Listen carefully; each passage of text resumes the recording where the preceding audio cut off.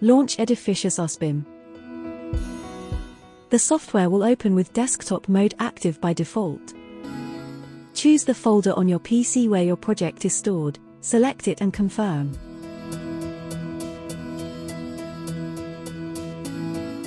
Log in by entering your credentials, and in the software homepage you will see your cloud space with your documents. If you select Open from the home menu, the software will provide you some guidelines and show you the buttons to click.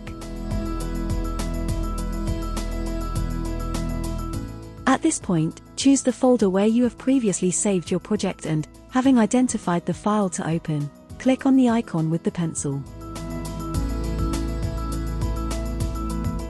In the menu that appears, select Open if you just want to view the file, or Edit if you want to edit it.